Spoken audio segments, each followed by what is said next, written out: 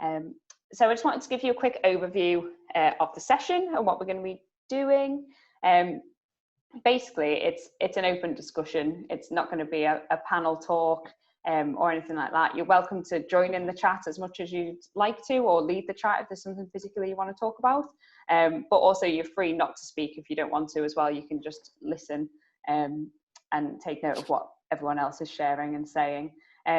Basically, it's an open discussion on how we're all feeling and coping during, this really strange current situation as, artists and creatives and freelancers that work in the creative industries.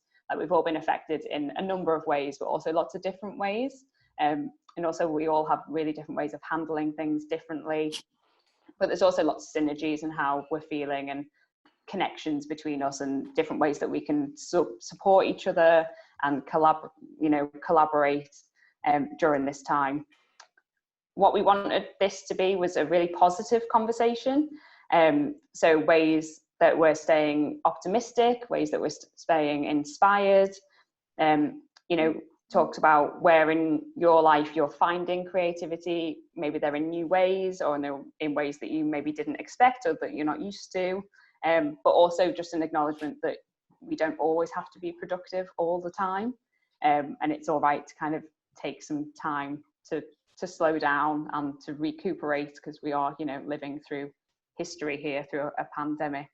We're going to be sending out a resource at the end that has some kind of extra support links and some extra reading and things like that. But actually, Helen and Idit, who I'll introduce in a minute, sent a really great article that I read earlier, and I just wanted to read a section of it to kind of kick us off.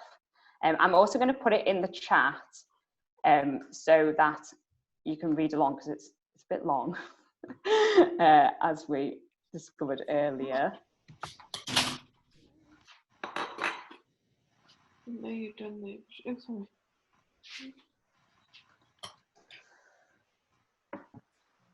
So this is one of the articles that we'll send out, so you can read it in your own time. This is just the introductory paragraph, but I guess when I read it, it just really struck with how I was feeling, but also with the conversation that we're going to be having today.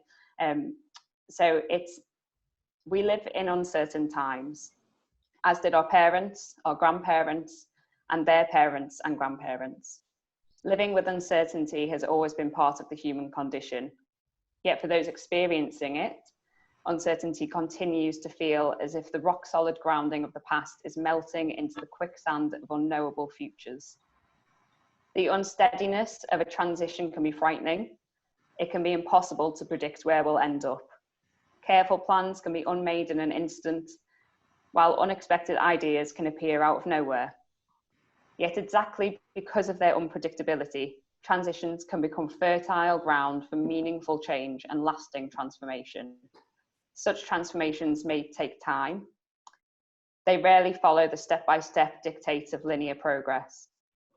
During transitions, time can flow in erratic cycles. It can pool in the present, dart into the past, or slip through our fingers into many possible futures. It is a time that is most fruitful when mindfully inhabited. Rather than rushing through transitions, we can learn to thrive in uncertainty. So that just really struck a chord with me, especially in relation to this, kind of taking things slow or looking at things in different ways, and especially that last line about rather than rushing through and always, trying to be productive and trying to get to the next thing or trying to look to when this is all going to end. It's about the here and the now and what we can do, to make ourselves happy, inspired, creative, and kind of everything in between. So yeah, as I said, we want this to be quite informal, and we've got some guests that I'll introduce in a second, but it is a discussion, so feel free to kind of, have your say. If you'd like to speak and, you feel like you can't jump in, at the bottom of the bar, there's a reactions button. Just give us a thumbs up. You can see mine. And then I'll make sure that there's a break so you can have your chat. I don't know if you all want to just have a go to make sure it's working. What are we doing? Just the thumbs up, Idit. or the clap, whatever you fancy. For our reactions. We've got 2 people in the chat that can't hear or see, Katie and Louise. That's totally fine if you want to stay like that, but if you'd like to turn your How do you mic turn and it video off? on, it just goes off automatically after like 5 seconds. Oh, right.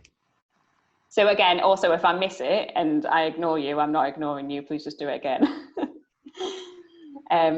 So next up, we're joined by 3 really amazing guests today. So I just wanted to give them a really, really quick introduction, and then I'll stop talking and we can kind of get on with it. So we've got Dawn Mitchell, who's wave Dawn, who's the founder of We Do Wellbeing, who are a consultancy and training company with a focus on helping people lead happy and healthy lives. And then we've got Idit Nathan, and we've got Helen Stratford. And these guys are both artists. They both have separate practices, but they also have a collaborative practice where they work together. A lot of their work, I'm sure they'll talk a bit more about it, but is about play. It's about routine and our relationship to routine and our relationship to our surroundings. And obviously as artists themselves, you know, they're having to change how they approach their work and their inspiration and everything really due to the current situation. So we're going to start off with a couple of like tasks, icebreakers, just to get us in the right mindset and start to explore some of these themes and useful tools as well that you can kind of take away with you and do in your own time. And then we'll break into a bit more of a discussion as well. So I'm going to hand over to Dawn, if that's okay, and she's going to kick us off. Hi everyone, how are you doing? Good, thanks. All right.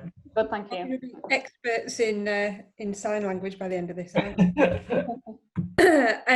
It's really nice to be here. So yeah, my passion is emotional health and well-being, and I guess through what we're all experiencing at the moment, like I would class myself as a freelancer as well.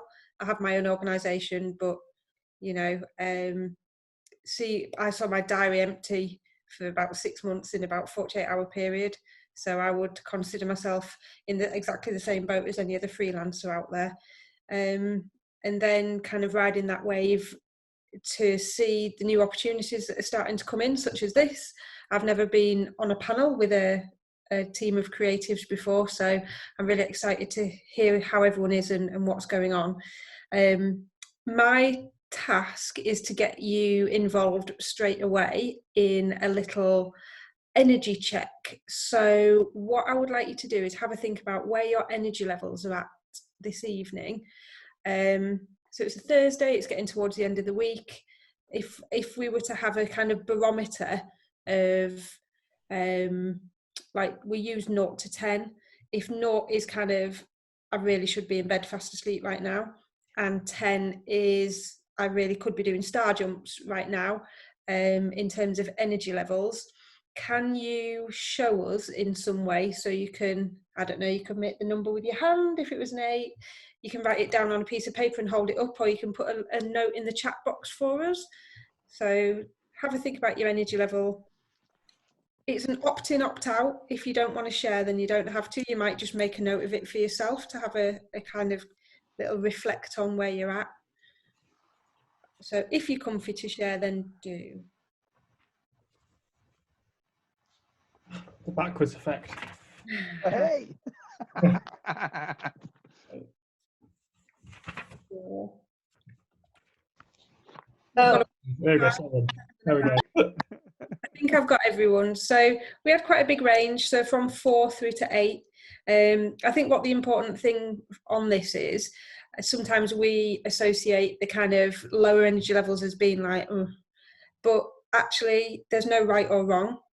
And we all have a natural kind of set point with our energy levels. Like I tend to be 8, 9 naturally. So need to be aware of like how I interact with people, and maybe I need to bring that down a little bit sometimes. But it's really just about kind of checking with where you're at.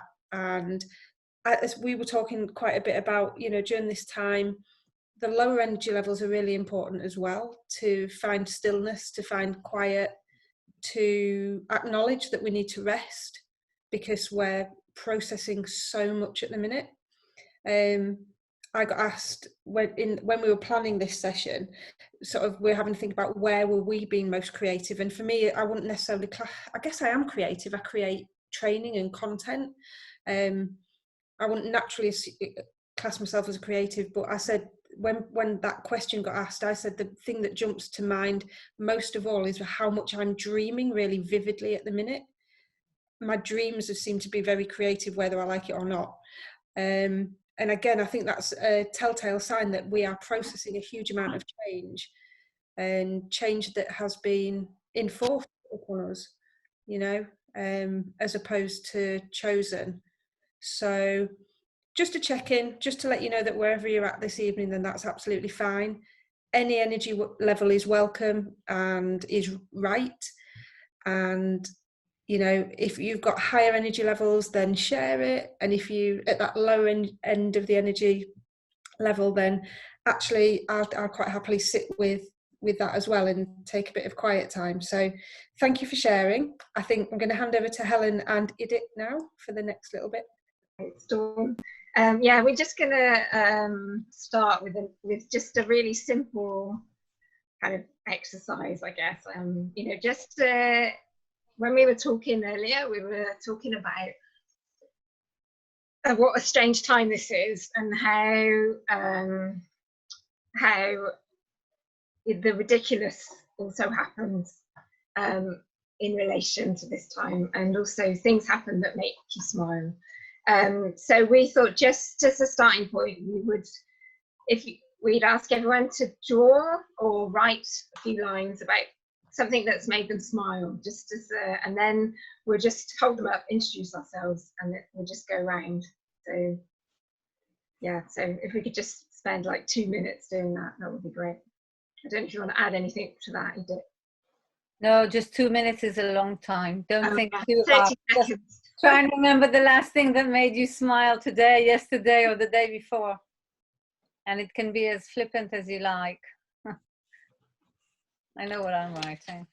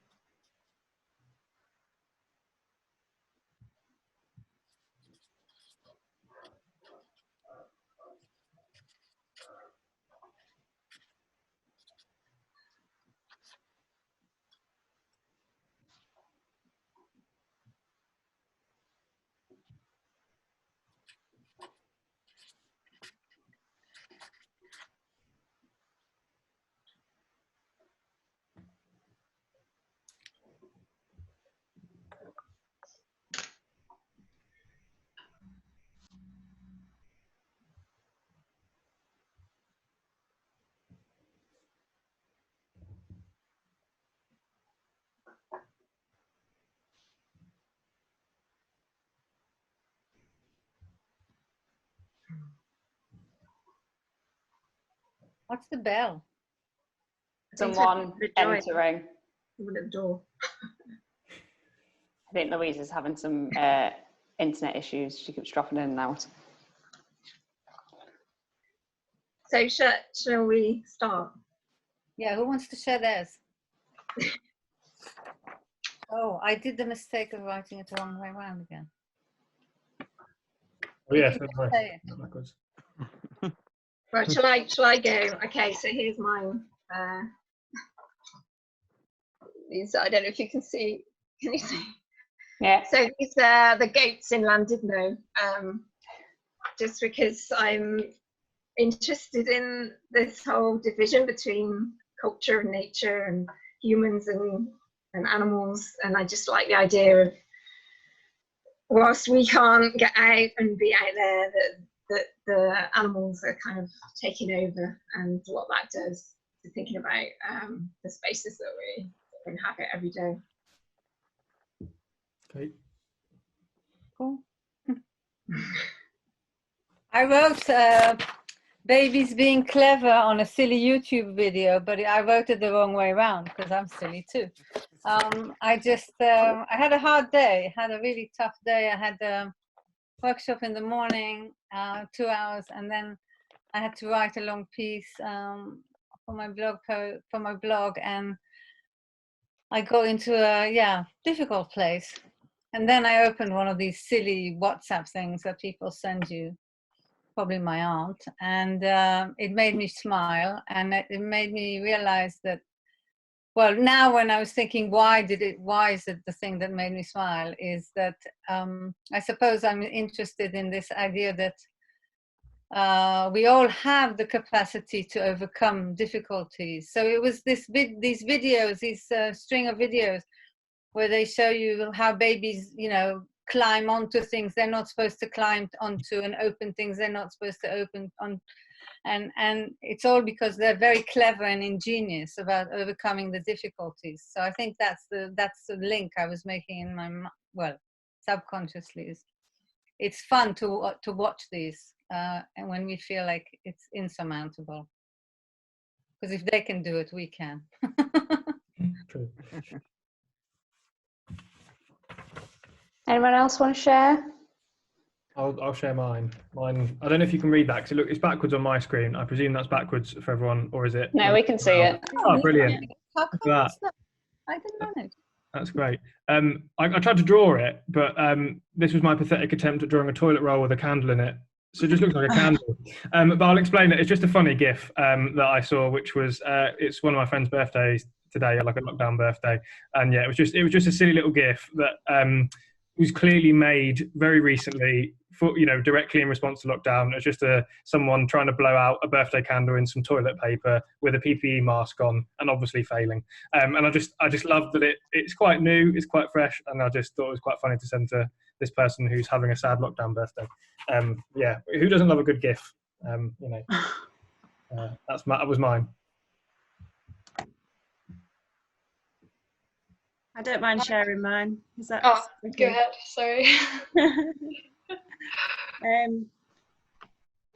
Mine, I had 3, but then if it's just one, then I last night there's some meditations online that are free, and I did there's John Kabat-Zinn who's doing this every day. He's doing meditations, and I did it for the first time last night, and it was really good, and I really recommend it. But at the end of it, there's a point where he lets everybody, because there's thousands of people, like so many people tuning in. And at the end, he says, everybody take yourself off mute now and say bye. And you just get to hear all of these voices from all over the world saying bye. And it's really quite amazing. It goes on for ages. It's really good. So it's worth watching just for that. Thanks, Sarah. But I did smile in the meditation as well, which was actually the smile that I thought of. Thanks, Sarah. Katie, do you want to go next? Sure. Hi, I'm Katie. I know Lily from when we worked in a gallery. And the thing that made me smile is I found some wild garlic growing outside, and I've never foraged before. I thought this was like an excellent time to start being, a bit of a hunter-gatherer. So I gathered some wild garlic, and that made me smile yesterday. My neighbour shared with me actually a really great wild garlic pesto recipe that I'll send you. Yeah, send it. I'll include it in the resource pack and send it to I was us. going to say, can we have that in the chat, please? Yeah. Yeah. If Sarah, you could just say where you're from, because I don't know you. What, me? When we go round, if you can just say how they come to be here and where they're from. Yeah. I'm from Hull, so I live in Hull. And you're an artist, or? Yeah, I'm an artist. Yeah. Great, Yeah. thanks. Sorry.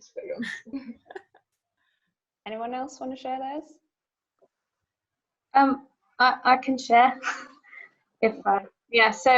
I've been sort of offline quite a lot recently. I don't have a phone, and our internet's always playing up, so I haven't really had a lot of time to go on the internet. It's nice that it's now working, but I've had to kind of fill my days with doing lots of other stuff, and we've sort of done all of the usual stuff. We've cleaned the house, we've done the garden, all of those jobs you've been wanting to do. We sort of almost come to the end of the list. So I started drawing, which I don't do. So still learning. That's what I say. Rather than being bad at something, I'm just still learning. And I decided to send them all out to my friends and family, and it took a real long time, I got to tell you. So it was really lovely today. I had the first responses from them messaging me. I opened up Facebook and they all messaged me because a lot of their cards came today. So it was just really nice to receive that back, I guess. Yeah, so that made me big smile today. It was a nice big smile. And I'm Really Lily nice. from Hull as well, and I'm an artistic creative and lots of things. Yeah, It's really nice that I mean, this is an assumption, but I assume that you wouldn't usually write letters to your family. I know that I wouldn't. So I suppose there's this kind of joy, isn't there, in those kind of old school or just different methods of communication that we're, rediscovering. yeah.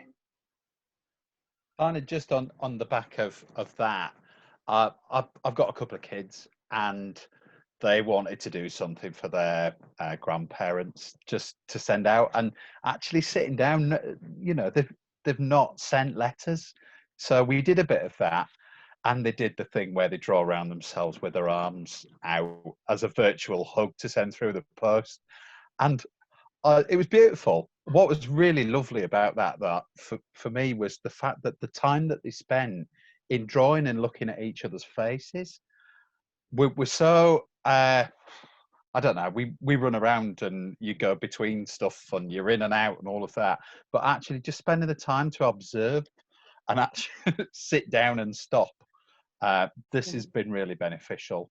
But I think the thing that made me smile was the Arts Council thing going in yesterday, and getting the thing from Grantham eventually. It was so slow that said, yeah, it's gone through, it's there. So yeah, just the application in, not the money from the first round. Definitely an achievement, though. I mean, it's something big that a lot of people have been, working towards and hanging over their shoulders, and actually just to be able to press that submit button and have that weight kind of lifted. I mean, me and Jack were having a similar conversation before, because I know, Jack, you're in the same position, like you've just submitted one. So yeah, good feeling when that's done. Yeah, just that smile. Yeah. It's worked. Yeah. I don't mind sharing mine next. So I'm Lily.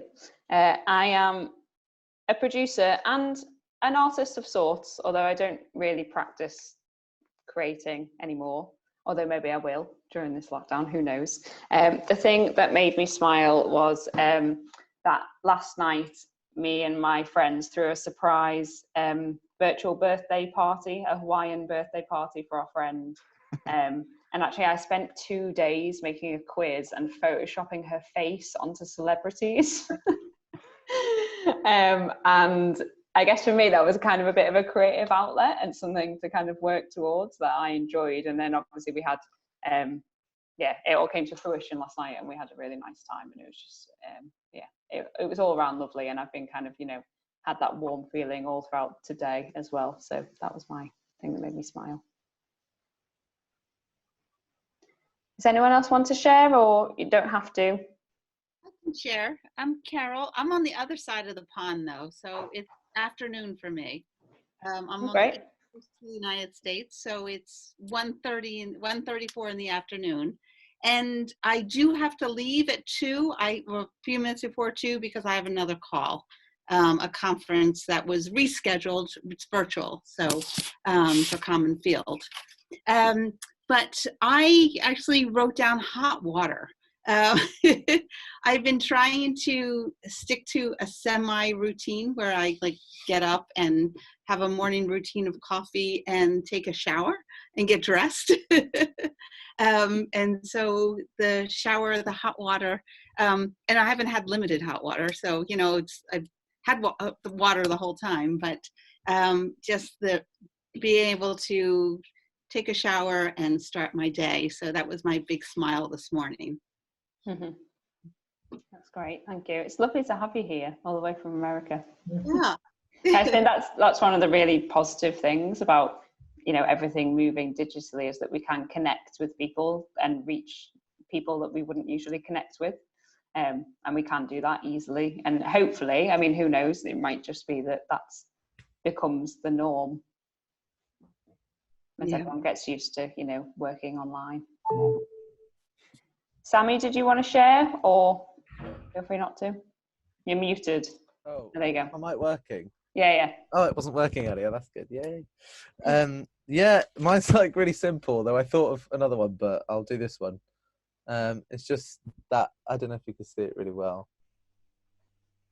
If you see it, it's just that the Tom, I think he's Colonel Tom, and his 100th birthday was today.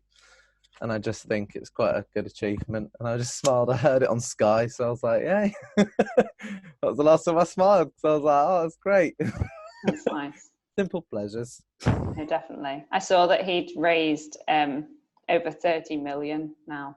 Yay. It's just, yeah, an incredible feat, I think.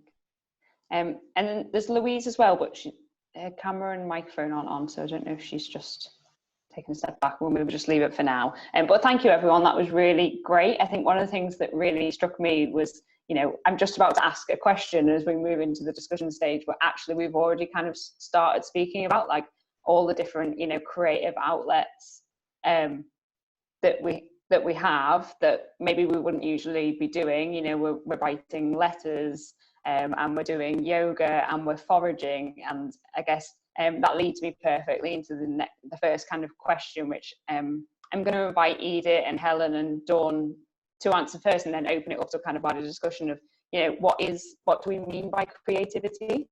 I think as artists, you know, whether you work full-time or you just do it on the side, or, you know, if it's your job or your hobby or your livelihood, whatever it is, you know, what you think of creativity might not be what you're doing at the moment, but perhaps, you know, you're finding creativity through other sources or other outputs. So yeah, I guess what do you think we mean by creativity, or what can creativity mean in the kind of context of the current situation?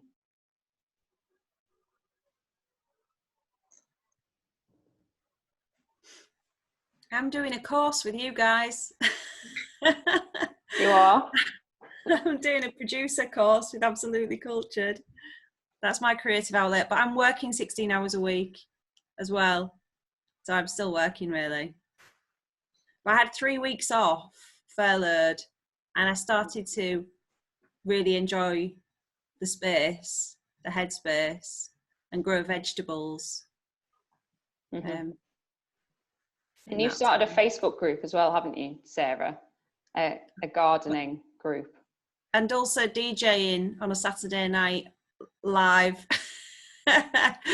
So we've got a Facebook group that's a gardening Facebook group, another Facebook group which is sharing like the cool homeschooly, artsy, anything for a teenager, because there's not that much for teenagers that that's shared. I don't know why, but it seems to be hard to kind of find it in one place. So I've been kind of dumping it there, and let, you know, anyone else can look at it if they want to. But there's so many good things like the National Theatre stuff, and there's like loads of really good resources for teenagers, but it's you kind of have to look for it.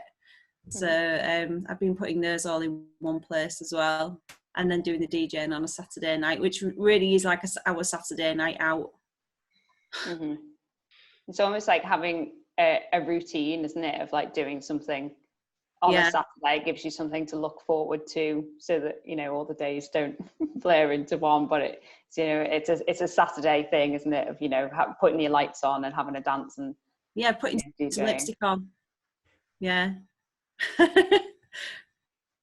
varnish to hide the mud from gardening. I think what was interesting, just even listening to the icebreaker, and you've all been creative already, whether that's filling time, not being online, spending more time with family.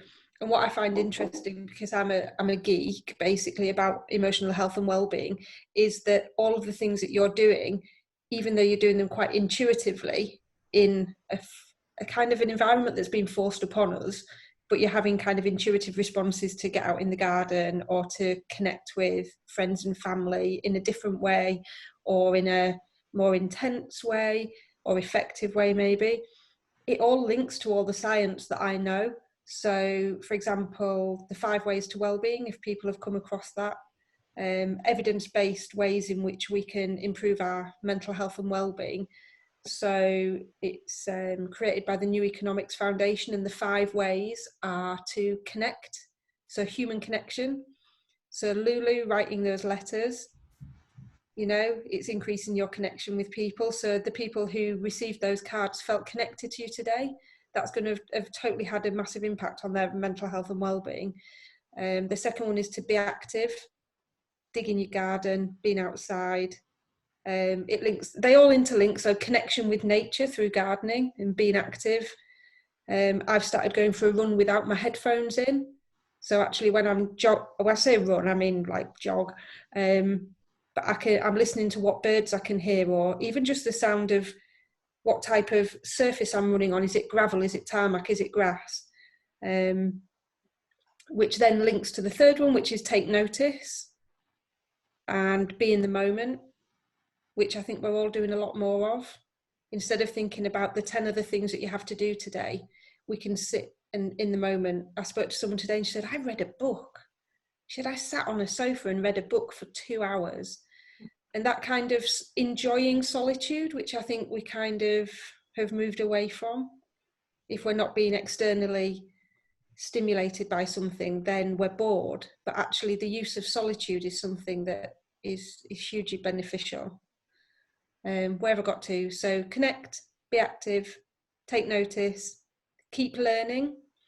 So usually when I talk about keep learning, I'll say, you know, encourage people to learn something new. And I've totally swapped that around for the time being. I'm just saying we are learning enough at the moment. We're learning how to shop again.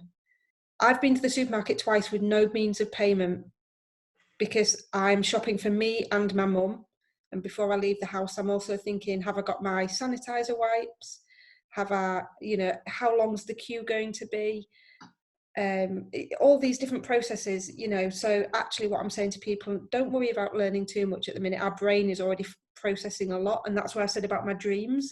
I'm sure that I'm having such vivid dreams because my brain's like creating all these new neural pathways, how to go shopping or how to exercise without coming into contact with anyone, or, you know, how to work Zoom without failing.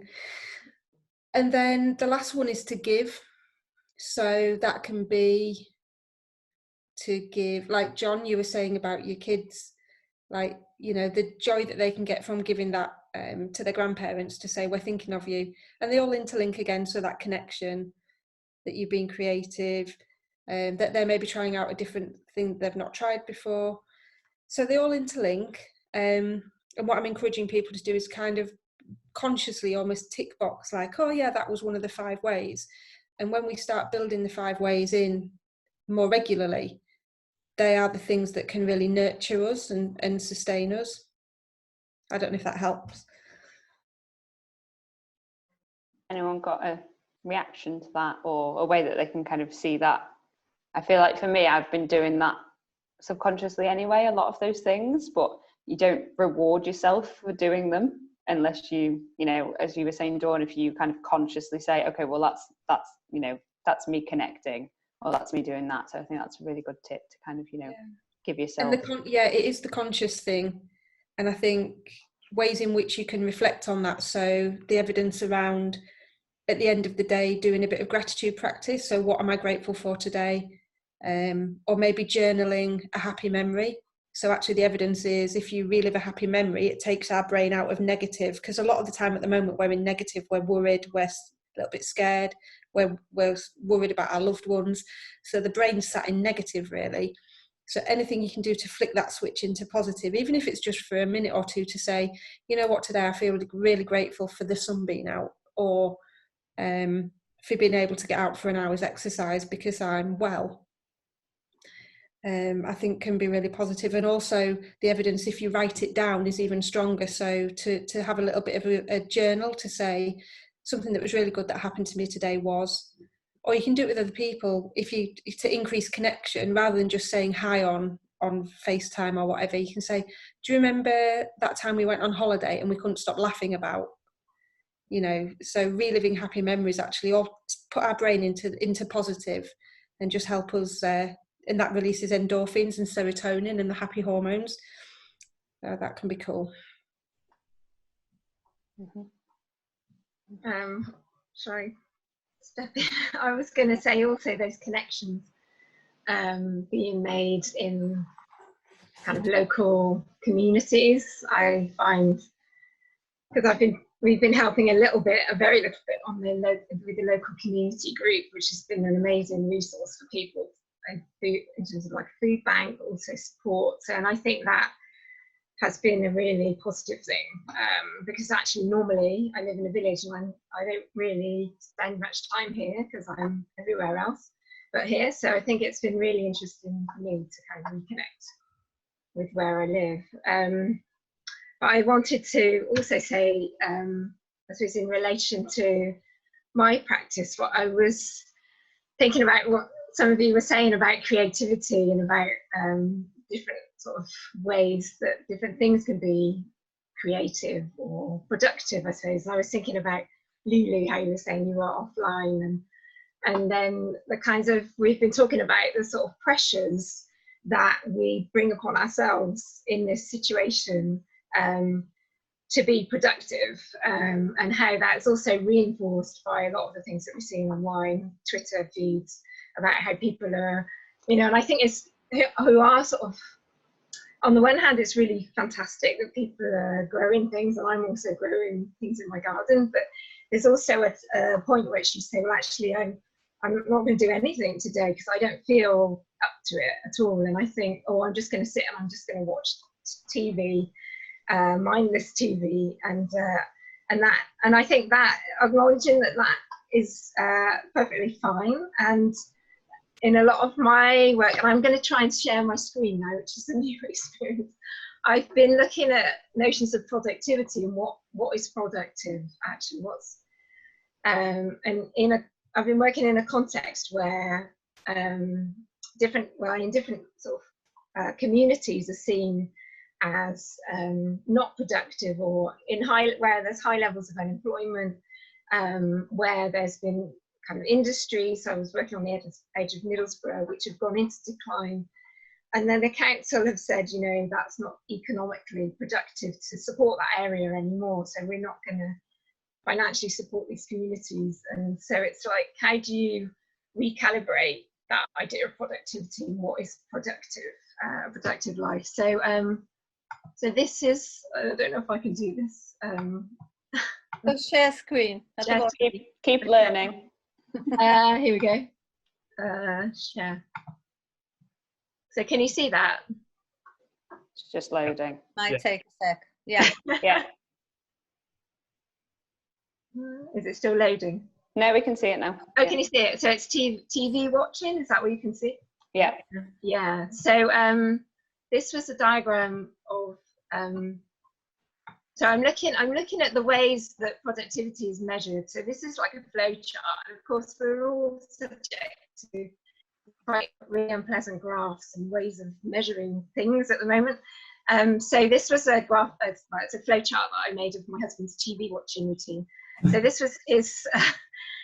This is what he sort of, how he decides which things to watch. So and it's kind of like making fun of those ways of measuring productivity or life, or, you know, that actually it's not one step after another, and that they never actually fit into these kinds of diagrams. So so I suppose that's I suppose what I wanted to bring was this idea that that this idea of productivity and what's valued is actually, you know, drummed into us, and that actually it's kind of about thinking about how you can sort of change that way of thinking or shift that way of thinking in this time where we can't be as productive in the way that we feel is productive, I guess. And I was also thinking, so how do I get rid of that? Do I just close it? Just at the top, it should say stop sharing. Stop sharing, okay. We've had enough of that.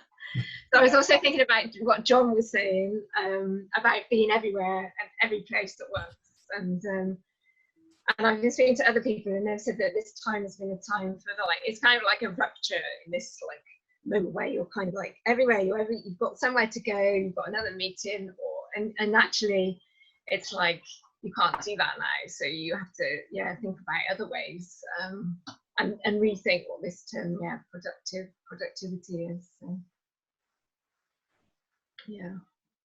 Cool. I think what's interesting in both your contributions, Dawn and Helen, just now is that strikes me is this paying attention, and it sort of links to what you flagged up at the beginning, Lily, about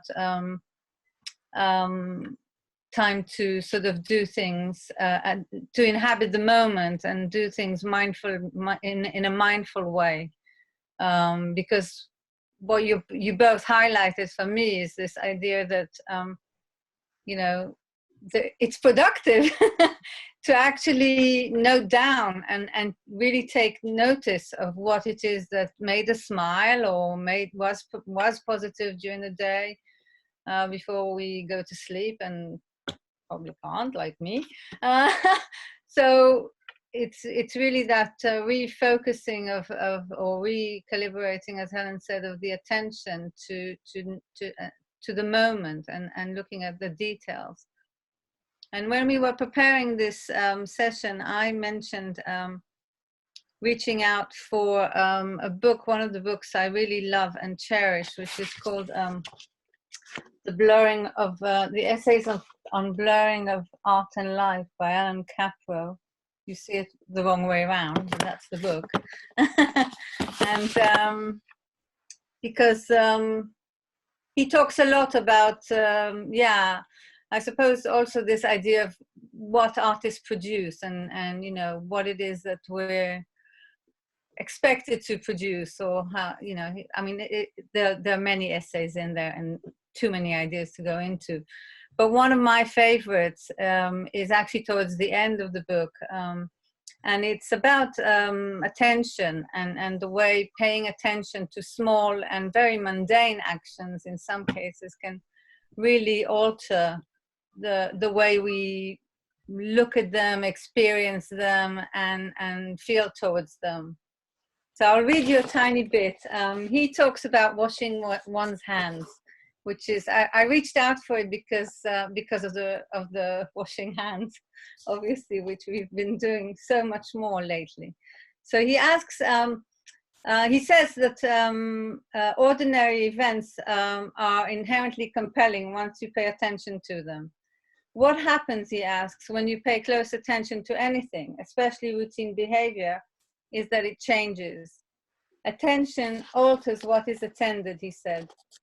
When you wash your hands in the bathroom, for instance, do you wet your hands for 3 seconds, 4, or longer? Do you pick up the soap with your left hand or your right hand? Do you work up the soap into a lather with 3 revolutions of your hands or more?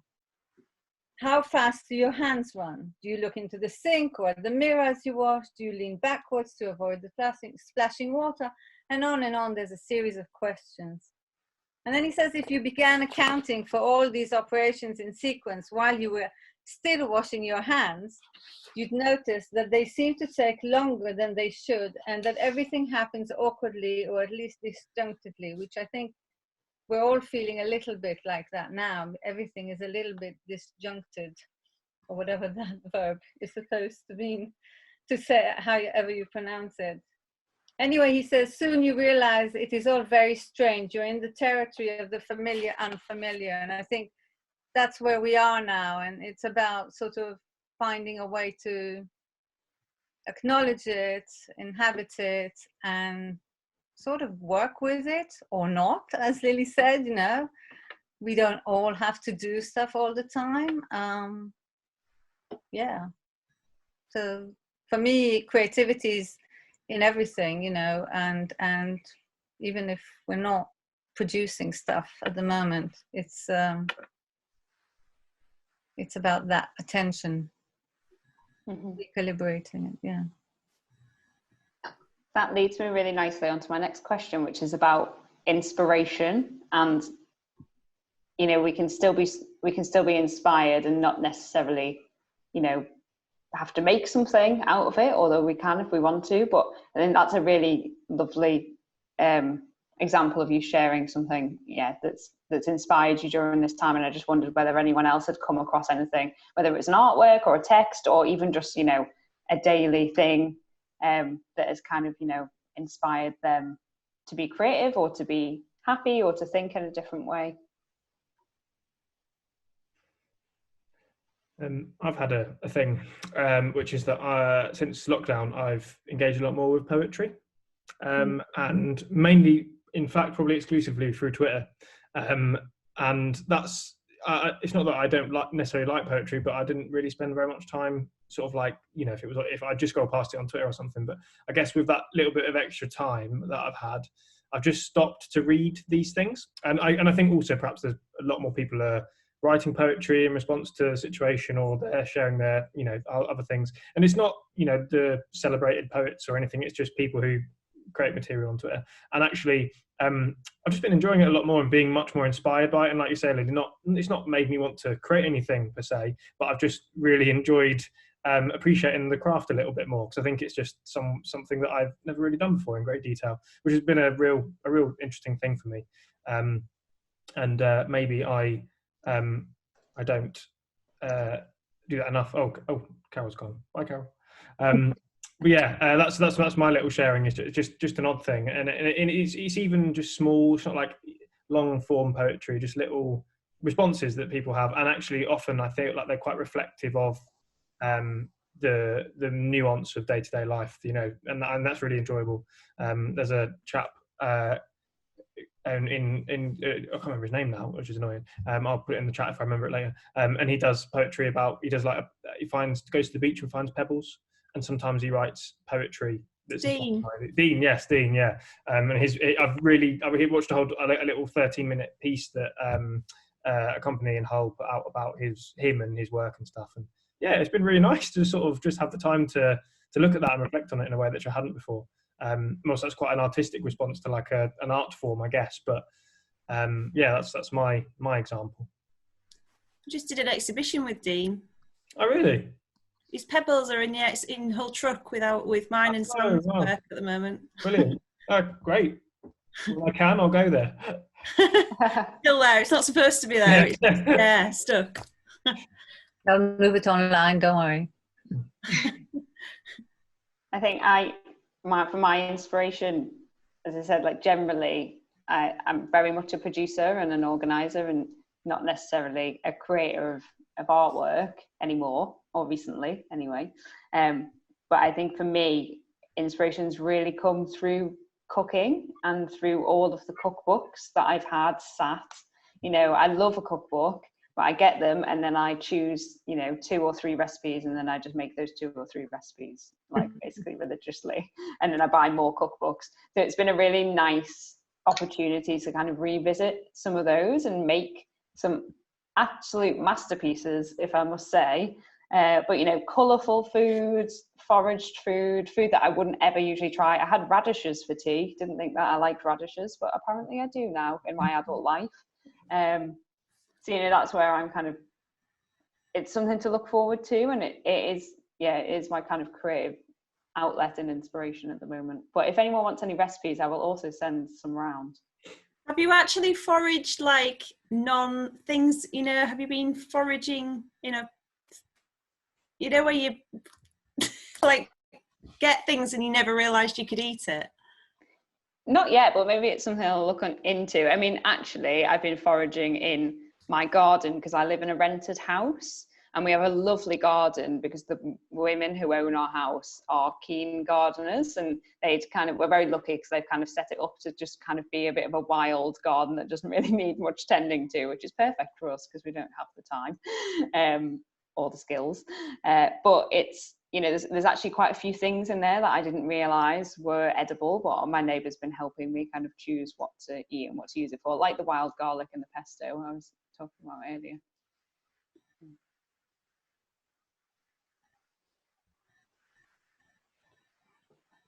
I really fancy foraging. I wouldn't know where to start. Actually, we did an exhibition at Humber Street Gallery, which is the Oh, yeah. contemporary art gallery that we run in Hull, for anyone who doesn't know, with a Liverpool-based artist called Frances Disley. And hers was a lot about foraging food and how to create, how to do fun, creative things with food. So there's a video actually on our company YouTube channel about how to use turmeric to turn into dye, to then dye cushions and pillows and things, and how to use things around you in kind of, you know, unexpected ways. So I'll find some of those links as well and send them through, and it can be a kind of, you know, a starter to foraging for you, Sarah. That'd be quite cool, actually. Thank you. Now is the time to watch these things. Exactly. So I guess just moving on to the next question, we've talked a little bit about this already, but obviously I just add something that I was waiting for someone else to step in, but I wanted to, it was sort of relates to what Idit was saying, but also it's something that I can share or that is available online, I think. And it's Mel Laden and Ukeli. She's did this maintenance art manifesto, I don't know, or manifesto for maintenance art. I don't know if some of you are probably familiar with it, but it was in 1969. And it was about repetitive daily acts of maintenance and basically making them in. I mean, it was a kind of response to the art world at the time that those things weren't valued. So really, but it still holds today. And so it's really, really strong. And it's just about the repetitiveness of the daily activities. And I know at the time, you know, those things, you know, we aren't living in perhaps such repetitive lives, but then at the same time, those daily things are the things that are kind of keeping us going in a way. And it was sort of, so it's really, yeah, it's a really nice thing. So it's always inspiring to me. I think it links back again to what Carol was saying as well, that she was obviously taking quite a lot of comfort from that morning routine. And it's something that, like, as humans, we don't particularly adjust well to change on any scale. If anyone's ever been for any sort of professional counselling or therapeutic support, one of the first things that generally any therapist would ask you is, has anything changed in the last sort of 3 to 5 years? And I've been on the receiving end of that question myself, and kind of reflecting back and thinking, blooming heck, yes. And we don't always process it at the time. Maybe, you know, when we do pause like we are doing now, then we kind of also take stock and we kind of start thinking about how we've got to where we are and what's going on around us. And I think something that can be really grounding is to have that routine. So I know that I usually travel. I'm usually away from home maybe 2 or 3 nights a week, generally. And what I've found quite stabilizing during this time, when everything else is kind of out of control and, you know, can't do much about it, is I can get up and I can go for a jog and I can do 20 minutes of yoga and have a nice cup of whatever tea you like. Ginger and honey seems to be mine at the minute. And kind of just have that little hour routine in the morning, and the rest of the day can start after that, but that's just my kind of grounding routine.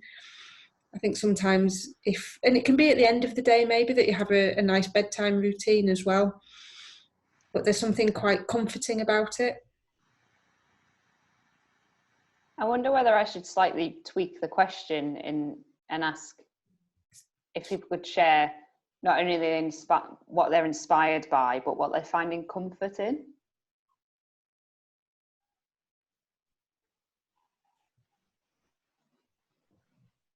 I can go in there quickly. We're going to send some things out to people afterwards. But what I find comforting, and I'm probably already preempting the next question about things being online or not, but are people who are writing about, and I think it's something we've already talked about being in the moment, about being here now and acknowledging what's happening, but also finding ways to reflect on that.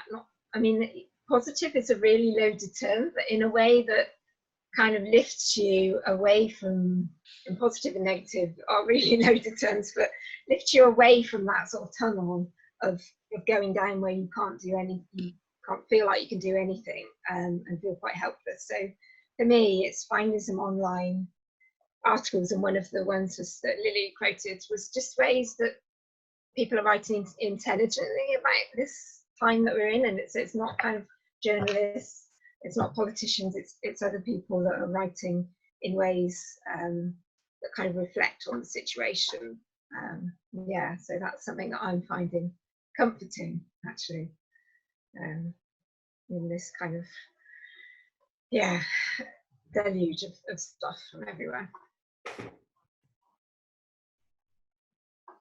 Yeah, I find switching off sometimes from the online is helpful. And I've tried to sort of, get to the point where I have, a chunk of the day with nothing, no online and no digital technology, because it can get a bit too much.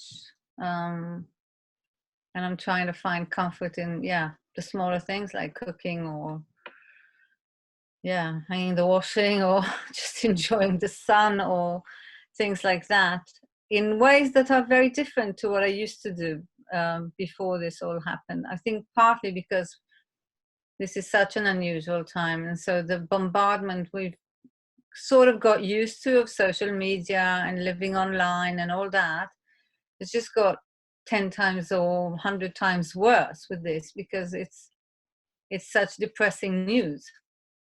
So in a way, it's in spite or despite of that, is to try and find time to disconnect, precisely because there's so much problematic stuff out there. Mm-hmm. There's a really good book by the comedian, I want to say Lily Savage, and that's totally wrong, Ruby Wax. And it's called How to Stay Sane. And she talks a lot about, she's done quite a lot of work with a neuroscientist, and they talk about the impact of watching the news for 3 minutes in the morning and just hearing negative news for 3 minutes can actually predetermine how positive the rest of your day is. So it's something that myself, like I certainly have been moderating how much news I watch. We need to be aware, we need to be up to date on some things, but again, it comes back to what can we control. So, who can we help, who can we support, and what can't we control. And I think, her books are brilliant to read just because they're quite light-hearted. She's got a very sharp wit, and writes in quite an accessible way, but there's quite a lot of the kind of neuroscience behind it as well. So yeah, that's a good read. Sammy, did you have something?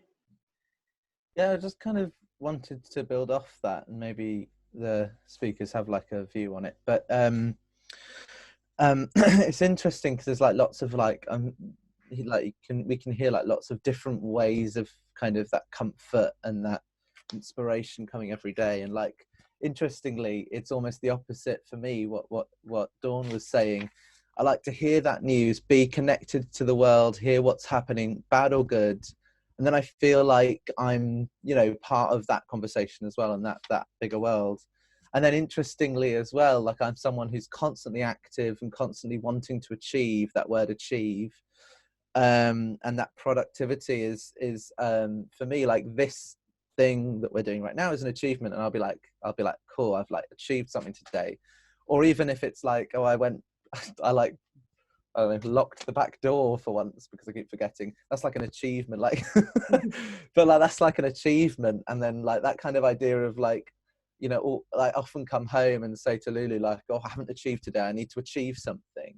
And it might just be filing some files, but then I've achieved that thing for the day, and that's my comfort, and that keeps me sort of that coziness sort of there, even on a day when it's not, my life hasn't changed much because I'm now busier than I was before because of the line of work I'm in, but that kind of thing keeps me going and keeps me like interested. So it's kind of acknowledging, I think like it's interesting hearing what everyone's saying and not acknowledging that like what works for someone might not work for yourself as well. That's it. Yeah, kind of building off that, or wherever he is on your screen. if you hadn't guessed, we live together. He's literally just next door. We on two different screens. So because for me, I like achieving and sort of getting those goals and things down, but I have had days when sort of I've gotten out of bed, which is always good, and I've sort of made it to the sofa, and then, you know, Netflix has just got me for the rest of the day. But I've taken comfort in, I do take comfort in routine, but I also find it difficult to motivate myself quite a lot of the time. So it's really hard, those two things being at once, when there's no sort of external forces making me do anything. So I have to go into work, so it means I have to get up and do that, I have to do this, I have to do that. Whereas when I don't, I'm just sort of sat. So and I was thinking a lot when everyone was talking about comfort, and I haven't had a lot of comfort necessarily, but my one thing that I've done every day without fail is just water the plants. So we have quite a lot of plants in the house, and every single day I've gone to every single one of them, and usually I talk to them as well, because Sammy's not around all day. And I make sure I water them. And finally, the other day, my cactus started growing a little sprout, so it was really nice. But it is quite difficult that my day, right at the beginning, I tried to say, okay, let's plan it all out. And I had a whole plan for every day. I was going to do these 10 things, and I was going to achieve all these things every day. And that worked really well for a week. And it's sort of like that crisis management that I've done previously in my life, of just like, let's get through this. But I think the let's getting through this part, it's sort of worn itself out because it's been so long. So I'm used to a crisis being a short-term thing, and you just get over it and then it's done. Whereas I think a big problem for my brain at the minute is it's not done. Yeah. So I've still got my plants, they're still going. So yeah, that's like my one comforting thing, that I have to get up and I have to do it every day. Sort of like also having something dependent on you, because they will not grow if I don't water them. So yeah, that's my little thing. Thank you, Lou. I think that's so important. And Sammy, I totally agree. Different people react really differently, and I totally get where you're coming from, that to feel connected by that information and to realise actually maybe the comfort comes from that we are all in this together. You know, it's not just impacting on one little portion of society. So I think that's really important, and finding what works for you. And I think, yeah, there's certainly something around, I quite like the fact that you're both acknowledging that whatever you do in a day is enough. And if that is filing a piece of paper, then that's enough for today, if that's what gets done. There's so many people who kind of drive and force themselves through life with I should do this, I should do that. And you really have to keep an eye on that, because yeah, it's not always serving you. That's sometimes about serving other people. So I think you really taking, you know, your achievement and owning that, I think, is really important. And then just the other thing to pick up on that we've spoken about, I've been speaking to a lot of people about, is that we've kind of ridden that big adrenaline wave of the first kind of maybe 4 to 6 weeks, where everyone is just like, we have to react, we have to do stuff, we have to be productive, to protect people, to, you know, and do. And what I'm hearing a lot now is people are kind of riding the end of that adrenaline wave and surge. And we do have a natural come down from adrenaline that we all have to kind of be aware of. So this is a really important time to look after ourselves and people around us, and say, like, what I'm saying to a lot of people is, what you do today will be enough. And whatever that is, you know, whether that's people who are managing the community hubs and they're responsible for 400 or 500 volunteers, like whatever they manage to get done today will be enough. And I think that's a really important message, because we all react in a crisis really differently. Some of us, like I worked in A&E for a short period of time, like I quite like that's I naturally chose to go there, and I quite like a crisis. For other people, that'd be a total, you know, a total situation which would not be right for them. So I think just recognizing we all react differently, and listening to what our body's telling us as well. A lot of people are telling me that they're sleeping a lot more. Sleep, if your body is telling you to sleep, we've just got a bit disconnected from what our body's trying to tell us sometimes. So yeah. That links back to a thought that I had earlier as well about productivity and, you know, social media, and people are obviously spreading positive messages by sharing their productivity, but then we constantly find ourselves comparing to that and saying, you know, well, this person's baked 12 cakes today, and this person's homeschooling, which is amazing, but also working a full-time job, and all I'm doing is sitting at home and watching Netflix, or, you know, not getting out of bed. But actually that's okay. That's more than okay. That's, you know, that's good. And they probably have off days as well, but they're just not sharing it online. And as Sammy rightly picked up on as well, like, it's almost like this pandemic has, you know, stretched people in two different directions. Like, some people, you know, their routine and everything that they work towards and their livelihood and their calendars have just completely emptied. And now they're kind of like, oh, well, in this space of what do I do now? What do I fill my time with? And feeling like they need to fill it, because that's, you know, the way that we've always done things. We've always been on 100% acceleration. And then the other side of things is people like Sammy and emergency workers and key workers are the opposite. They're, you know, busier than ever, really, and have lost, you know, all of that routine as well, because they don't have time to do it. So yeah, I think it's a really good point that everyone just don't compare yourselves to others. I know it's really difficult. Did you have your hand up, Jack? Oh yeah, it was a few points back now, but it was something that Sammy and you, Dawn, both sort of mentioned, which is some of you saying that you like to be connected to all the news and all of the, you know, everything that's going on. I was at the beginning, and I was always checking like the BBC News app. I watched all the daily briefings, and actually I subconsciously just stopped. I found that I wasn't searching for the news or any of the, you know, I think I was staying in touch with it all, you know, so that I was sort of aware of it. But I don't know if subconsciously it was sort of a bit overwhelming. So I just naturally stopped. And it was only today when I actually thought about it and went, actually, no, I at the beginning, I was every day there at 5 o'clock or whatever time it was watching that thing. And actually, I watched it this afternoon or this evening, whenever it was, for the first time in probably like 2 weeks. And I don't know, it's just an observation about how I've changed across the process. And normally as I started, which was wanting to understand and be connected with it all, and I've kind of just taken a back seat from that. I think it's been a bit better for me as well, personally, because it was quite a natural reaction, because it wasn't a decision. So I guess that was what I needed. You know, it was to make that call. But that was just interesting that my habit has sort of shifted in, I guess, a short space of time, all things considered. But yeah, I guess I still feel aware of everything, but just more focused on things I'm doing, or, you know, the Netflix I'm watching or whatever. And I don't know, it's nice.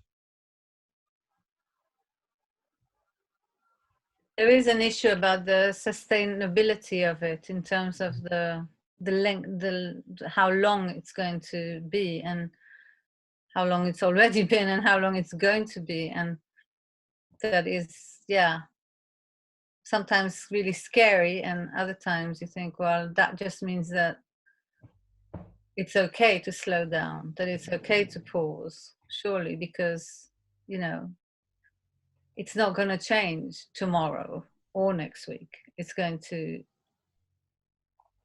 extend. So yeah, it's a juggling between, getting really worried about it and actually allowing the fact that it is such a long period. When they said that we were going to be locked down for those 3 weeks, that actually gave me a sense of relief, I think, really, in that I had a bit of a time frame. and that I knew that I had that much more time, I suppose, before I had to start thinking about what the new normal is, reacclimatizing and all of that sort of stuff. So yeah, I welcome the 3 weeks. And it's an odd thing to say, but I'm enjoying just reconnecting with stuff, with people, with my family, with things that I'm interested in. A long time ago, I was interested in lettering and art and stuff that I've never had the space or time to do.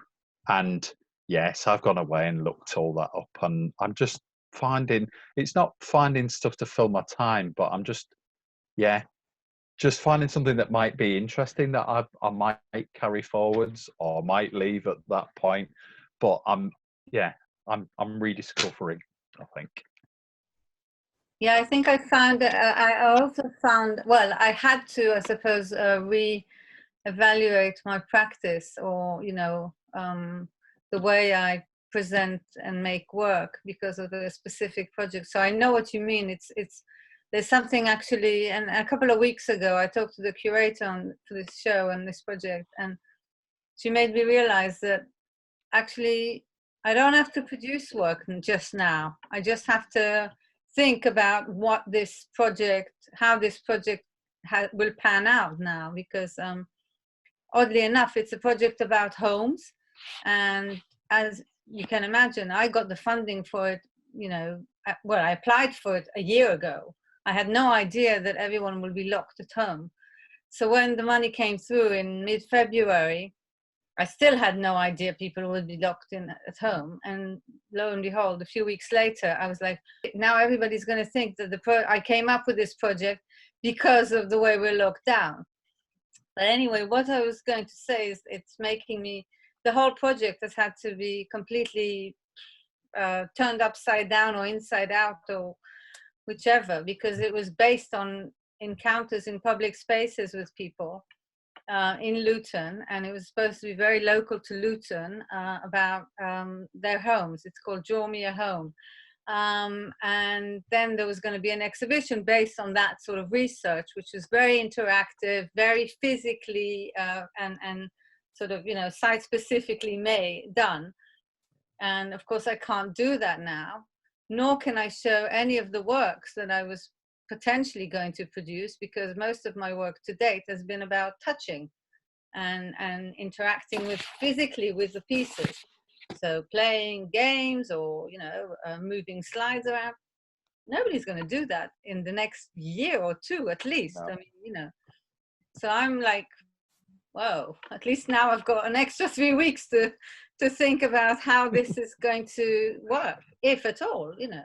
And then there's the whole thing of, do we move things online just because everybody else has, or do we hold out, or do we? So there's a lot of reevaluating for me of the practice, which I know what you mean. The time is actually a welcome. Just, I suppose it's having the end point kind of thing, not an end point, but just saying that for this period of time, things are not going to be changing. So yeah, I did the same. I sat this afternoon, I sat writing out recipes that I enjoy making and doing and what have you. And I've wanted to do that for ages. So at the minute, I'm still on that wave of, there's lots of things that I'm enjoying about being around. Yeah. It's really interesting. Because I think that thing about reevaluating your life, or it was something that came up in one of the other articles that we were looking at, which was called Prepare for the Ultimate Gaslighting. And it talks about how when we come out of this period, whenever that is going to happen, how we'll be subject to all sorts of demands or pressures from people to go. And you talked about the new normal, and I know that's already come up, and to go back to normal. And I think, I suppose this is what I've said before, it's like I feel like it is an opportunity to reevaluate a lot of the things that we do without thinking, and that maybe, you know, in a wider sense, but also on a micro level. So this article which we share really starts to look at that and actually acknowledges this sort of trauma of this time, but actually that we can take things from that can make it, perhaps even lead to the fact that it won't ever happen again, or that it won't happen in this way, and so we can actually start to change things. So yeah. I mean, I'm not without concern for everything. The thing that goes on in my mind now is thinking, what's it going to be like at the end of the year when the flu bug comes out? Are we going to be locked down again? Is this, all of those questions that go through your head on a night time at points, or if you choose to listen to them anyway, they're all there because again, there's impact of pieces of work that towards the end of the year and all of those sort of things. But in the end, I can't change anything, so I just pull back and find things to enjoy, and be present.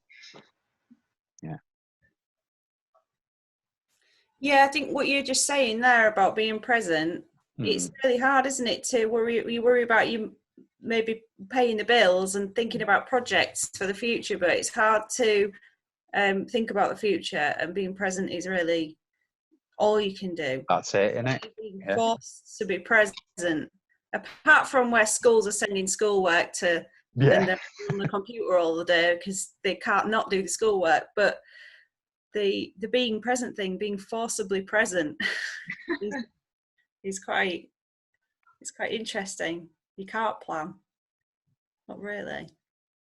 Do you want to say a bit more about what being present means to you? Just what feeling about what you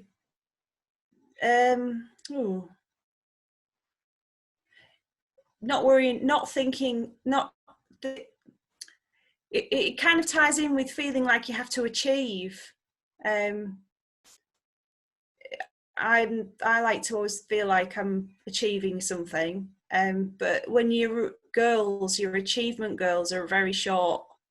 You've got a short time frame for them, so it's I suppose it can mean lots of things, but in this situation, growing vegetables is my thing, I suppose. Can't really plan it. You can't be casting your thoughts too far into the future. You have to be thinking a lot more about what you're doing, like at this moment. Does that tie in with what your perception of it is, John? Say again, sorry? I was just asking. I was wondering if John kind of connected with that description. Yeah, I suppose it is just having that maybe a shorter term set of goals as such, things that are achievable, things that I can influence, that have got an impact, that I've got an impact on, because I know currently I can't control the future. I don't want to control it, but I'm just, it's about the here and now, I think, and the short term goals. What can we do if that's, if we want to be doing something, so it's about the here and now, being present and actually seeing things. Again, I've talked a bit about this, I suppose, tonight, but a lot of the time I've found myself just looking and doing that whole glancing out the window thing, and what I'm really seeing the garden now, and I'm getting out there, and I've got some fruit bushes now that I'm turning to the good life and all of that, but I'm going to be planting out there and do it. And, it's small stuff that I'm just connecting with again. I think that being present is something that really resonates with me. Like, as an events producer, I'm constantly looking 6 months, a year in advance and kind of planning, and almost like, I don't even know what month it is at the moment, because all I'm thinking about is this big event that we've got at the end of the year, and constantly, every day working towards that. And my kind of timeline, my sense of time is surrounded about how many weeks there are left until that event. And actually from tomorrow, I'm going on furlough. and it will be the first time in, you know, the last kind of 7 years of my career where I am not forward looking, but, you know, I'm not constantly looking 6 months in the future, and I am just kind of like, my time scale's like, okay, I'm back here now, what do I do, kind of thing. And I guess it's really useful to hear all the different ways that you guys are, you know, spending your days, but also like approaching how you're feeling about things, because I am also one of those people that really needs to achieve all the time and feels like I need to achieve. So I suppose I'm, you know, making lists of things that I'm going to do during furlough and things that I'm going to learn. And I'm like, oh, finally, I've got time to, you know, learn BSL or, you know, practice that piano. But actually, you know, that piano's been sat, you know, it's not piano, it's a keyboard, just a keyboard. But, you know, it's been shoved under my stairs for the past 2 years and I've never once got it out. So why would that mean that I had to do so now? So I guess what I'm saying is that I don't know how I'm going to react to that sense of being present until I'm in it. So I'll get back to you in a couple of weeks' time and tell you how I'm coping. It's definitely a muscle. Same as any muscle, you have to give it a little workout and ease yourself into it. People always ask me about kind of, you know, why is it important to be in the present, and which everyone's talking about having to kind of being forced into, but naturally our brain can spend anything up to 70% of its time either thinking about the past or thinking about the future.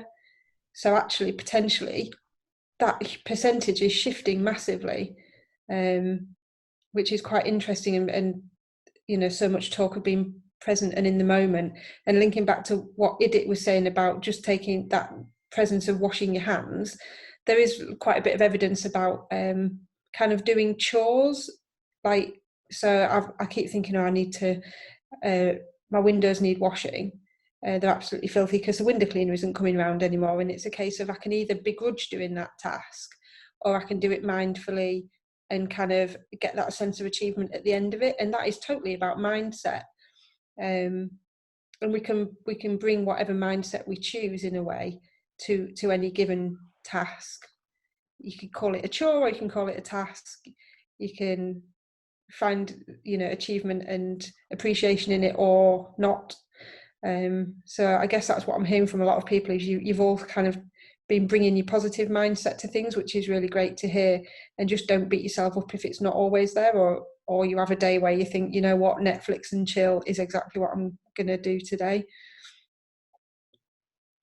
And I wanted to put in a word for boredom. I think boredom is a very important part of our lives, which we tend to, I think it's like what you were saying about being present, being a muscle. I think it's also a muscle that we've lost the the ability to exercise. Staring out of the window is something that keeps coming back to me now because of the project about homes, and this thing about looking out of the window, and artists have always looked out of the window. Staring into the, you know, spending time just observing small things and boring, mundane stuff, being bored. And I think boredom can and does generate, even if not at the moment, at the very moment that you're bored, it does generate creative acts and thoughts and ideas. Yeah. I found I've become a really, really nosy neighbour now. Looking out my back window at all the different gardens, what they're doing. But I think it was Dawn, you said at the beginning when like the 6 months of your planner went in like 48 hours.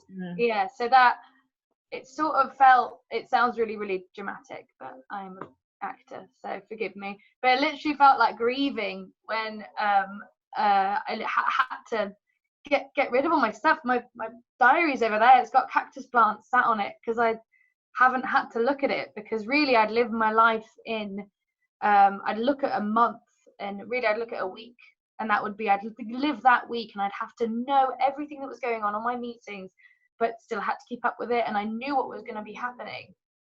Whereas now my days sort of split into two even. So I feel like my time scale has just become really, really tiny. So I had this massive time scale. I had to think about pretty much, I guess, a fortnight's worth of things we had to think about. We were going for dinner, you know, in 2 weeks' time, and you had to think about that. Whereas today I'm like, no, what am I going to do this afternoon? I'll worry about that once it gets, you know, past 12. And so that's a really big shift on sort of my brain not having to worry about sort of things that are happening. Although weirdly, Zoom calls are becoming a really big thing, so we are sort of building them up day by day. So we are planning in stuff, and it is weird after so long of not being busy to sort of be like, oh, I can't do tonight, I'm busy. It's such a weird thing to sort of be able to say again, be like, ah, I'm busy.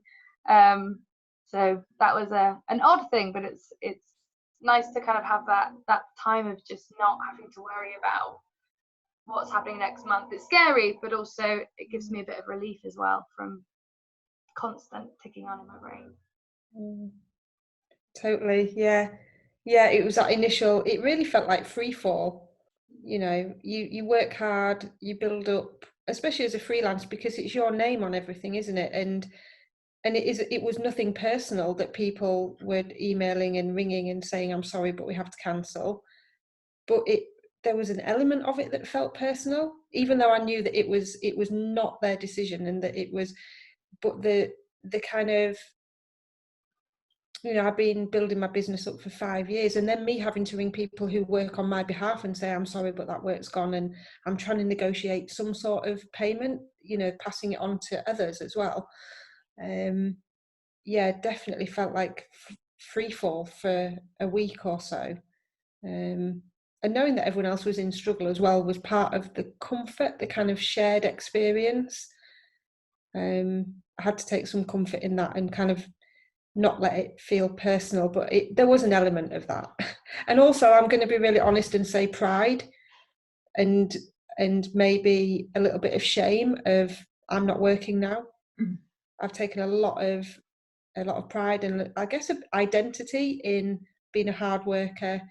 And when that's stripped away, I mean, I work a lot with professional athletes, particularly around the end of their career, their professional career, and there's some really horrible statistics around end of athletic careers and mental health and well-being and marriages breaking down. And a lot of it's to do with identity. Who am I if I'm not a professional athlete anymore? Who am I if I'm not a businesswoman anymore or an artist anymore? So there's an element of that for all of us in what's happening as well, and bringing in different parts of our identity and self-worth without getting too deep near the end of the call. But there's definitely... We're nearly. I also wanted to comment on this idea of shame and a body that doesn't work, or, you know, that isn't active as well. And also this kind of programming of a kind of glamour of exhaustion, that we fill our lives to the full, you know, working 15-hour days or whatever, and there's some, you know, some sort of glamour in that you're, and it really sounds like we're all in that sort of world. And that's what I want to say. But there's also a really nice Twitter site that's going on at the moment. It's called I'm Thinking of You, and then it's got Wales in Welsh, that's CYMRU afterwards. I can add it afterwards, but there it's like different artists who are exploring time to slow down and how you can do that. And there was one artist, Anthony Chaplin, and he just dug a hole in his garden for one afternoon, not to plant anything, just to kind of just water it, and he found some nuts and some marbles, you know, and that's his end product, you know. And so it's like, yeah, the sort of unproductive possibilities, that we don't always have to be planting things or growing things, or even though, yeah, obviously, you know, we do actually enjoy achieving things, but yeah, I know I can't speak for everyone. That's achieving. I mean, digging a hole in your garden, that's it. As far as I'm concerned. Anything going in the hole, that's what I'm saying. A nice touch. Yeah, digging half a hole is quite tricky. Exactly. Getting the thing out of the shed is an achievement for some.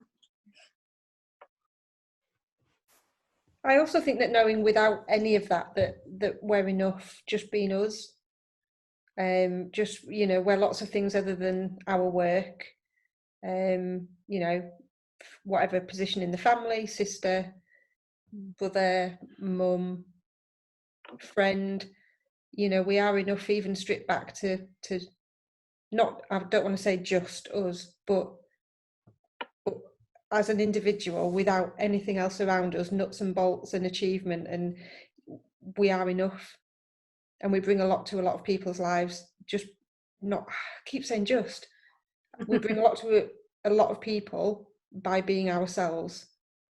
And if we had none of the achievement, we would still be loved and bring a lot into other people's lives. Just to build on that as well, one of the essays that we'll send around, I echo Helen in that it was really actually lovely to read some people being really reflective about the current situation and the different ways that it's affecting different people. And there's one essay written specifically about the theatre sector, and how, I mean, it's the same with a lot of sectors, creative sectors, is that, you know, there's an overwhelming amount of stuff going up online, like new work, back catalogue stuff, you know, that isn't necessarily always the highest quality, or there's an argument to say that there isn't necessarily an audience for it. But he talks about it in the fact that, you know, it's really difficult for us as artists to be told that our work is non-essential, and then it has to pause, and it goes back to that thing about shame and pride. And I keep saying to my boyfriend, you know, should I be doing more? Should I be making masks? Or should I be, you know, doing more shopping? Or should I be volunteering? And maybe I will, but I don't know, that essay in the bit where he talks about that, and he actually spins it around and says, you know, we need to honour the theatre sector for what it is. And actually, by putting out all of this content, when not necessarily, you know, no one's necessarily asking for all of it, there's not necessarily an audience for all of it. What it's doing is it's filling a hole, and it's making us as artists feel needed, which is, you know, really great in one sense, in that it's giving us something to work towards. But actually, he talks about it in the long term of, you know, it's not the real deal. Theatre is about being connectivity and event and being present in a space. And actually, in the long run, there's an argument that it could damage the sector, because it's an, you know, it's not the authentic piece. It's a replica that isn't as good.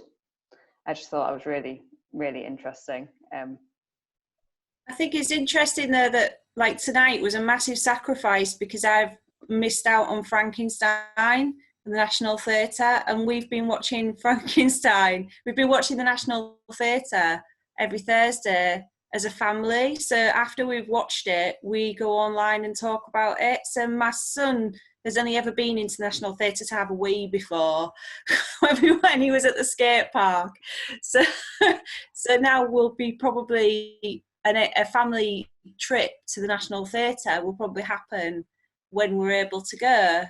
So I think for some of the big names, like some of the big celebrities or the big names, their place is definitely to be online at the moment, because it's expanding their audiences in a really positive way, and it's reaching all those audiences possibly that they've been trying to reach for a really long time. But I know what you're saying about the smaller projects. Yeah, I mean, it's not necessarily, it's just a viewpoint that I hadn't considered before, was all. I'm not necessarily saying that it's correct, or that, you know, that he's right, or that we should all think that way. I do think that it's really positive, and like you say, it breaks down a lot of barriers for people. Like, obviously, you know, there's barriers still in digital work, but, you know, those costs of going to the National Theatre, of, you know, getting there, paying the ticket prices have dissolved, which is, you know, amazing for a lot of people. Actually, Frankenstein is still on. You can still watch it. It's on for a few days, because I am also going to watch it. Yeah. So don't worry, you haven't missed it. The thing about the article is he also makes the point, which a friend of mine also posted last night.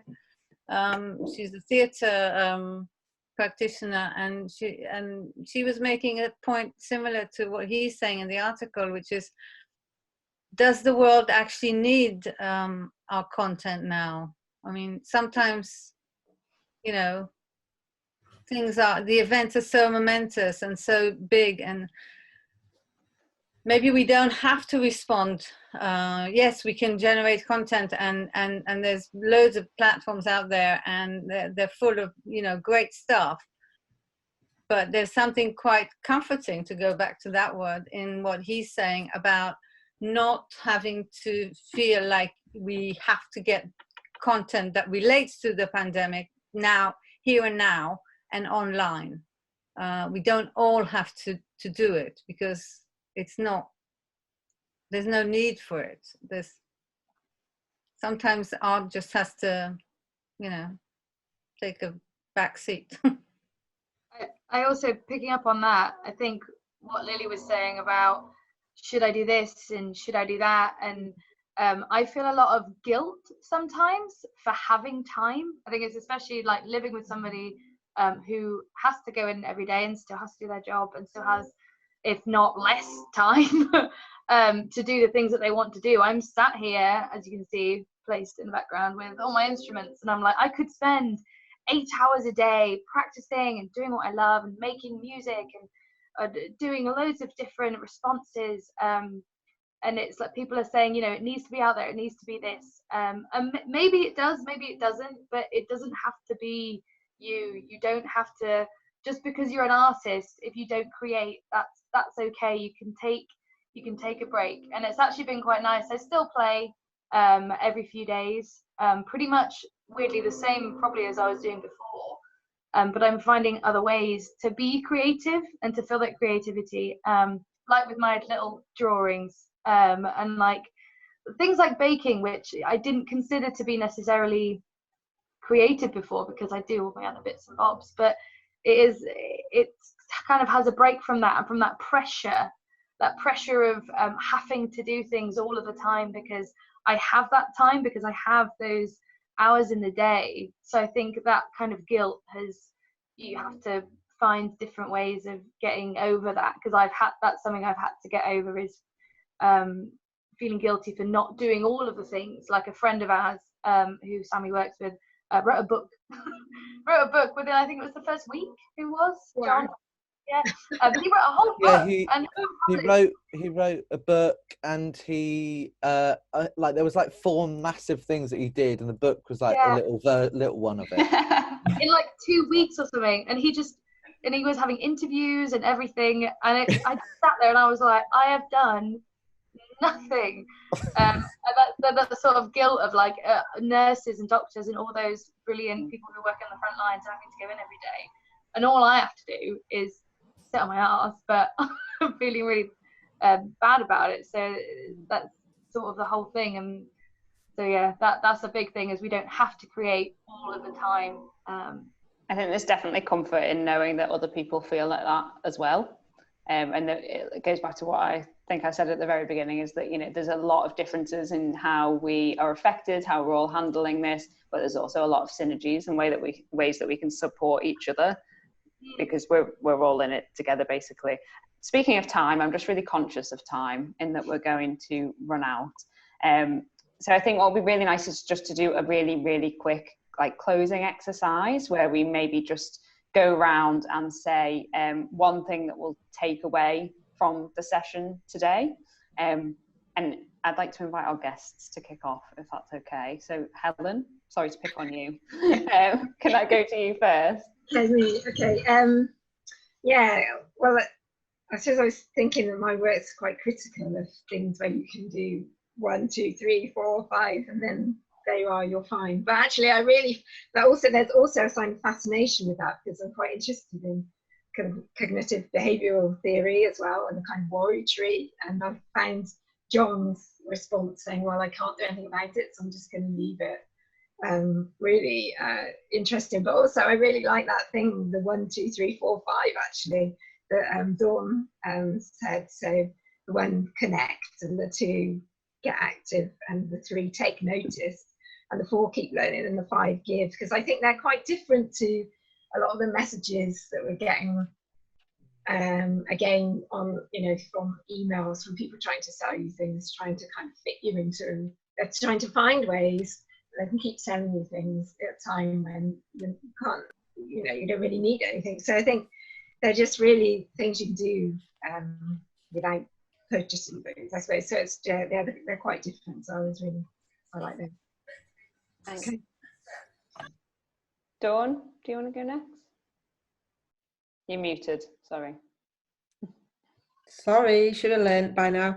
I always like being positively challenged on things, so I'm going to say thank you to Sammy for giving me a different perspective on kind of feeling connected by listening to the news and being involved in that. I think I will take that forward and be more aware of different people finding connection in different places.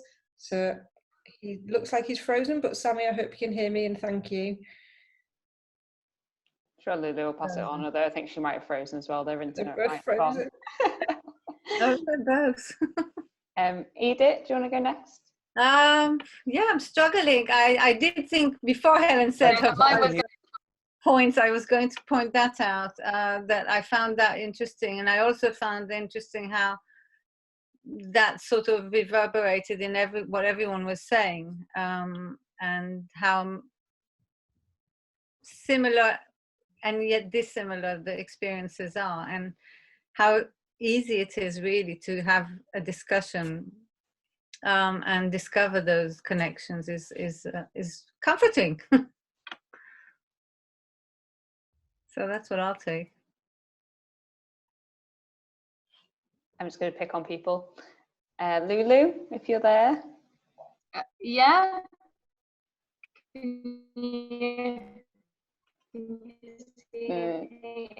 Kind of. Maybe we'll come back to you when your internet's stabilized a little bit. Your internet's failing. Yeah, I think it is. Right at the end, though, you made it through. John, how about you? Come back. You're muted, John.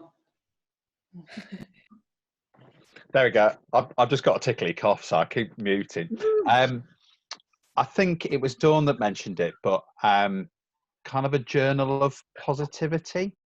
That kind of just keeping track of a few things that have happened in the day. I quite like to have a go at, I think. And not in a, I've got to do it every day sort of thing, but if there is something, just to put a couple of bits down, and that kind of, I suppose, gratitude kind of practice really within all of that. I've just, the few things that I found today. I think that's good. Mm-hmm. Brilliant. Yeah. Jack, do you want to go next? Well, I think the thing that sticks in my brain is, John, you're talking about when your kids spent that time just looking at each other's faces when they were doing the drawing and all that sort of thing. And I think just looking for those moments that I have already started to find, those moments of like just looking at something and giving it that extra little bit of time, and just enjoying those moments that apply to me in my house or whatever it is I'm doing. That I really struck a chord with me. I really liked that. Yeah, so too, just to come back to you there about poetry and looking at things differently, because we can scroll through Twitter and different things if we're getting, but actually just engaging with people who are putting something out there. I thought that was a really nice thing just to take away again, because we're all trying to find different ways of reflecting on things. And if you've got a moment just to read a bit of that, it might work something out for you. Might not. Might surprise you. Or you never know. What are you going to get out of it? You've got nothing else to be doing, so you may as well give it a go. Sarah, do you want to go next? You're on mute. I think it's been really nice listening to people are all in different positions. I think for me, it was Dawn talking about her business was quite important to hear. I think it's a voice that you're not hearing enough. I don't think the reality for some people has been quite devastating. I think, and it's not just, there's lots of different stories coming out of it, and one that is a voice that I haven't heard a lot is that one. But Yeah, it's quite moving. It was quite moving. Also, the need to feel like you're achieving was the other thing from, you know, it was from Sam and Lulu. It was. I love that they both got into the same screen for the end. It's like the end of the show. Creative zooming. Yeah, so you're isolating from each other, so that's why. Give each other a hug at the end from all of us. Lulu and Sammy, have you got anything else that you want to share just before we finish? I'll be really quick because we've got like -1 minute. But yeah, no, it's been really nice hearing everyone's different opinions. Obviously, mine's really different because I'm constantly in working all the time. But it's really nice to hear all of them.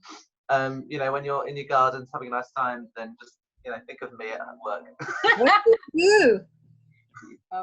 And I just say it was really nice to question terms. So like most of what I've written down is like productivity. What is productivity? What I know, no, these 6 aren't. Oh, okay. I've got so many post-it notes everywhere. Like what is productivity? Like what is it like to be productive? What do I put like pressure on myself for and things like that? And attention as well. And also I think a lot of it is seeing the little things that I can get joy out of. Like it's saying being bored is great. So like I should just keep being a nosy neighbor and doing that. And also seeing the small things in my life that other people don't have. So some people are like self-isolating. So at the beginning, right at the beginning when we had to write all was good, I did opening letters to my family. I had a backup as well. Because earlier Sammy gave me a piggyback and then I fell off. And it was just really funny, and and it's just really nice to sort of have those moments of kind of joy that I probably would never have thought of that ever again, but I thought about it now because it really made me smile and laugh. And yeah, I did try and draw a picture, but I threw it away, so I won't show that. But yeah, that's it. And it's been of the piggyback. Yeah. It looked bad. It looked a bit wrong and not good. Cool. But thank you everyone so much, and thanks to our 3 speakers, and thank you for giving up, you know, even to have this discussion with us, and for being so open and sharing. And Sammy especially, obviously, because you've probably been at work all day and now you've, you know, given up your 2 hours of your evening to chat with us. So I've got loads out of it, and a lot of different things I'm sure will kind of come to the forefront of my mind later on, as well as I'm kind of processing and as personally as I'm going through the furlough process. I'm sure I'll take a lot of these things with me. So just to quickly wrap up, thank you everyone. Thank you to Dawn, Helen and Idit. We will send out the resource in the next couple of days. And yeah, let's all go and clap for our emergency workers. Thank you, everyone. Cool. Thank you, everybody. Bye. Bye. Bye. Bye. Now. Virtual hug.